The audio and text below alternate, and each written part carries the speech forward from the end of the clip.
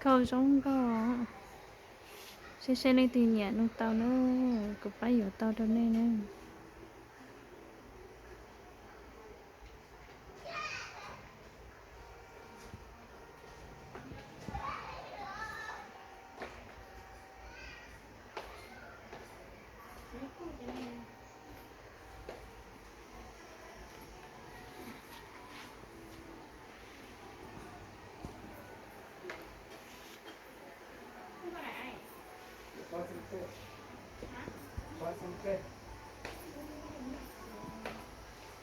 anh kia đi đấy cái bên này như anh có xem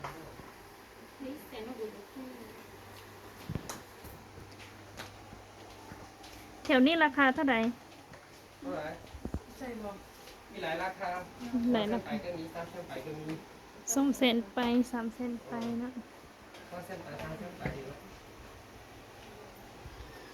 อีกคู่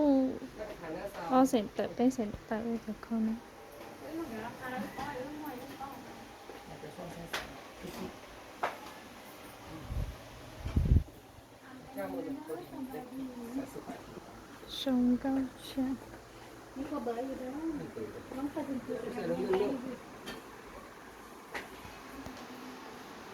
หรือใครต้องชอบซื้อมา เจอก็อยู่ เอาเซ็นนะคะซื้อนี่เป็น3 เซนหลัก3 เซน อ๋อเซน ได้เบอร์เดียวความชื่อเลยลูกเบอร์มันมีเบอร์มา ชงเก้าจุดนอ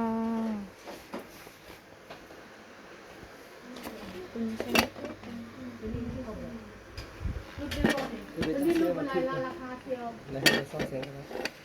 ลูกเคยพิเศษเด้ๆแบบ สีนรงก็ใช่เหรอตัวก็เนี่ยเนี่ยจีจีอ่ะจีจี มาดีก็มี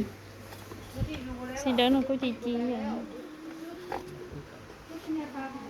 แสงนึงก็ไม่ได้หวะ แสนหนึ่งนะตรงนี้นะนี่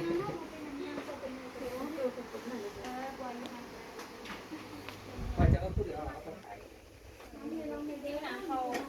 ไปแค่เขาให้ลูกค้าของเขา โอ้ แล้วลูกค้าเขาถึงจะเลิกตัวนี้เอาไฟซีเซ่ให้ ก็ได้อะไร ชงก็อย่าปลุกชิเชียนะเดี๋ยวนั้นนะ ไม่มองไม่ให้เขาพูดจะพูดละในบรรดาเขาราคาเขาราคาสูงเลยต้องโทษถึง ก็ไป รา แล้ว คาสูงให้เจ้าเขาจะเอาแต่พูดเดียวก็ได้ก็ได้ใครเยอะ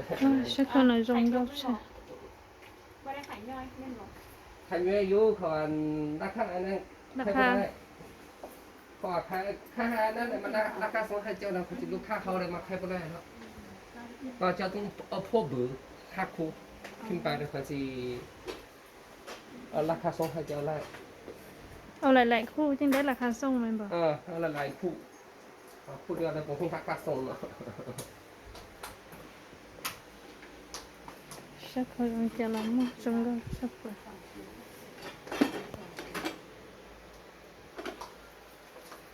แสนห้าได้หรอบอกให้ฟังที่บ้านหรอเดี๋ยวนะแต่ดีกว่า在你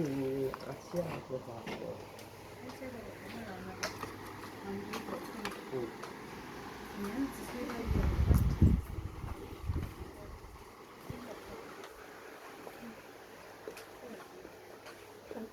来一件没啥的，这个มันจะทำอะไรเนี่ย 我感觉最少要200多钱。 ตัวนี้ทำอะไรเนี่ยตัวจะใส่นี่หรอ 有多大方式？ ชงก็ใช่จากเขานะ ตัวนี้200,000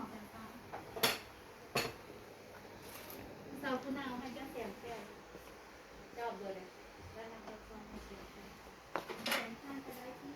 ก็ได้แล้ว150,000ซื้อจะได้มันเป็นหนังเอาไปคุยเนาะนี่แหละงาน